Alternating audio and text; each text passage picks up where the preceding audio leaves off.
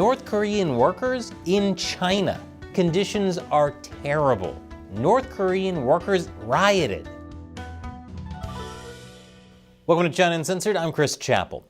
China and North Korea have a unique relationship. As fellow communists, there's definitely some mutual back-scratching going on.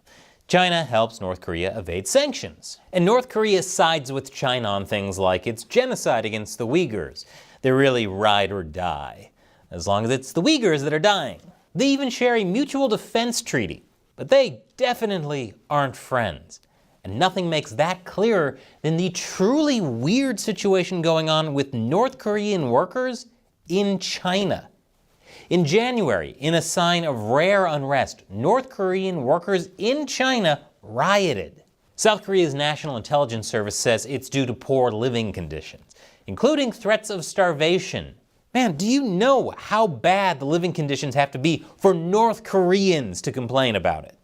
In one particularly notable case, 2,000 North Korean workers occupied a factory, took a political officer hostage, and killed the plant manager.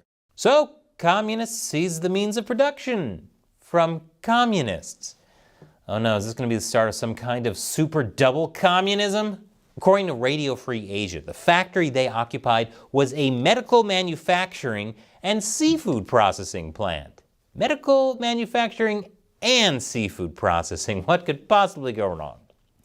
The factory was owned by a Chinese company, but here's where it gets a bit weird. The official they took hostage was North Korean. The wages were being withheld by none other than the North Korean Ministry of Defense.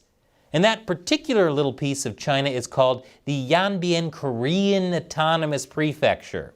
Yeah, you heard me right. North Korea has an autonomous prefecture inside China, meaning that in at least one sense, the riot took place in a part of China administered by North Korea. Your local city's Chinatown has nothing on how North Korea operates within China. All of this is part of North Korea's forced labor program. It goes something like this. North Korean workers apply for the program. Only good little communists need apply. The positions are highly sought after because the wages are better than those in North Korea. Successful applicants are dispatched by North Korean organizations in batches to China and other places, along with political officers to keep a close eye on the workers. It's a tightly controlled situation. After they arrive in China, managers confiscate their passports. If workers attempt to escape or complain to people outside the plants, their families at home can face reprisals from the government. And conditions are terrible.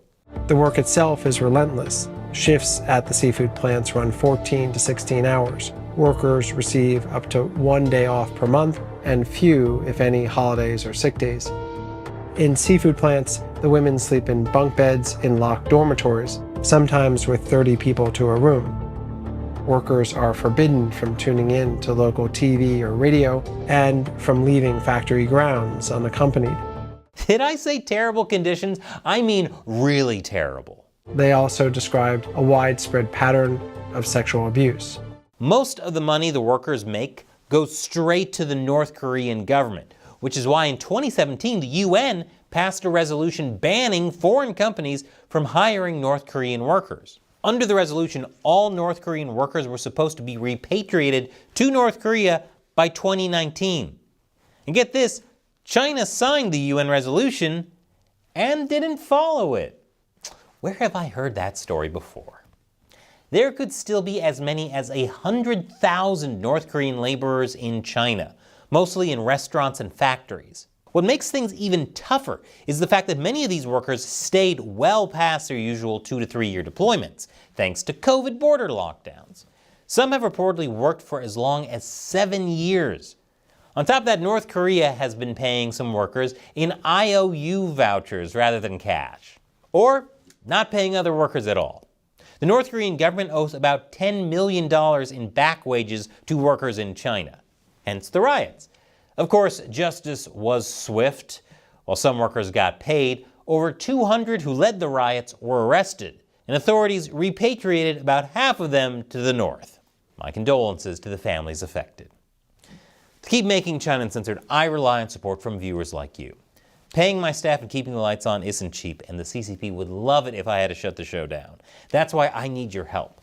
All it takes is $1 or more an episode on patreon.com/China Uncensored. I make about 16 episodes a month, but if that's too much for you, you can set a monthly limit. So you could ensure I can keep uncensoring China for even $1 a month.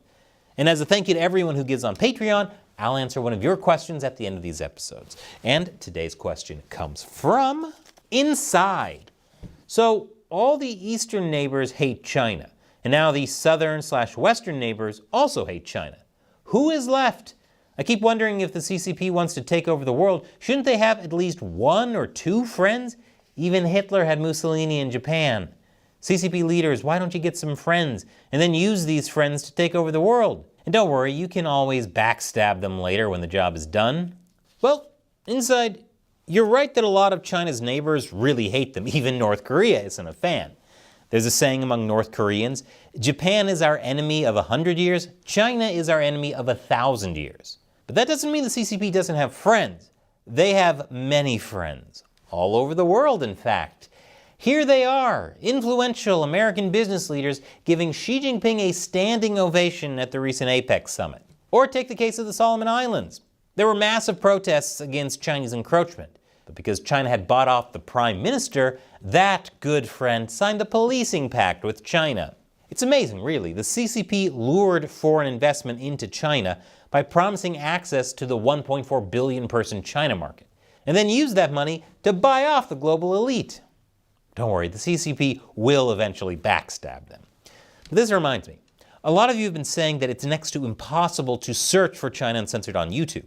You don't get notifications, or you've been secretly unsubscribed. Yeah, the CCP has a lot of friends.